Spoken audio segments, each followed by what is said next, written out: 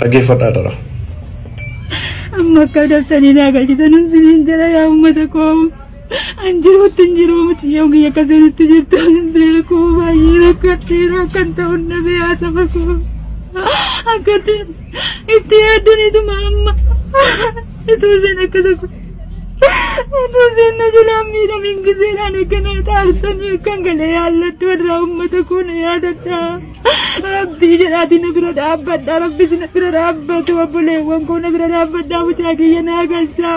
Humna kootii ol ta'ee galchuu hin danda'u. Wajjin deemuu hin danda'u. Dhaquu hin danda'u. Humna hin qabu. Sadarkaadhumaarra jira bibi. Yaa saba koo duraan siniin jedha maaloo rakkatteera siniin jedha. Mucayyoo kiyya akkasitti jirtu hin beeku. Biyya ormaa keessa jirti. Mana hakimii jirti jedhu malee bakka isheen jirtu hin beeku. Mucayyoo kiyya na duraa rakkatteetti baay'ee amma immoo dhukkubni ishee kun immoo mana hakimiitiin jedhamu kana jedhamu. Yoo galtee immoo sitti yaalladhe naa fayyuu dandeessi. Amma kana immoo uummanni na bira dhaabbattanii akkasiin galtu naa gochuu dandeessu siniin jedhaa duraa uummata koo.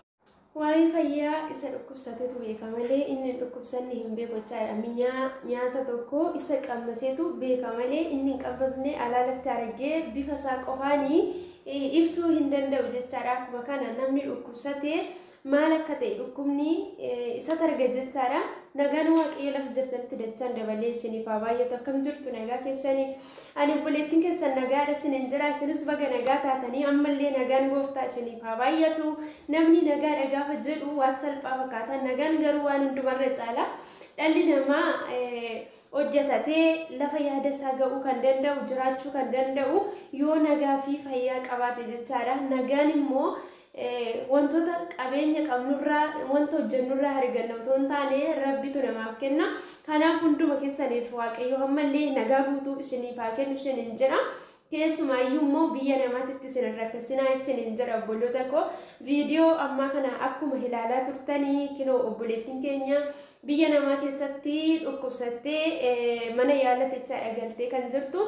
Achi keessattis immoo birrii guddaadha kan ishii gaafatanii. Birrii guddaa kana immoo maatii ishii biyyaa kaffalanii too'ii gara biyyaa galchuu hin danda'a waan ta'eef yeroo baay'ee shamarran biyya namaa keessa jiraatanii keessuma yeroo armeen tokkos rakkattu abbaan tokkos namoonni haadhaaf abbaan qabne daandirra jiraatanillee kan dhukkubsatanillee biyyillee yeroo gargaarsa gaafattu keessatti beelanillee rukutamte yeroo hundumaa hariifatee kan qabu shamarran biyya ormaa keessa jiraatan jechaadha. Haa ta'uyyuu malee gizee immoo ofii isaaniitii fi rakkata yeroo dhukkubsatan yeroo du'aniyyuu reeffi isaanillee dafee galuu hin danda'u jechaadha. Firiijii keessa ture walillee hin gargaaran jechaadha.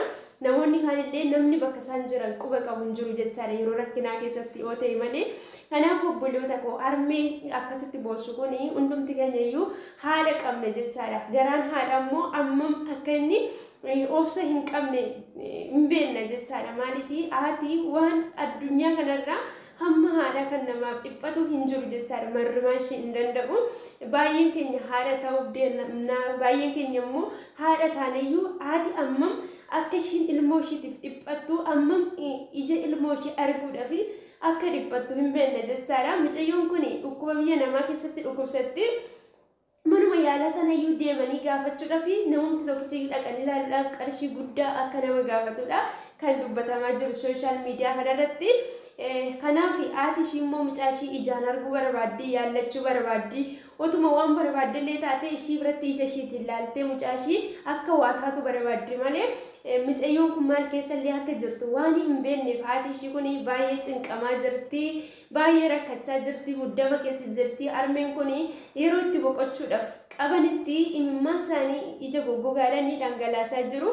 Kanaaf nuti immoo obboloonni maal gochuu qabna?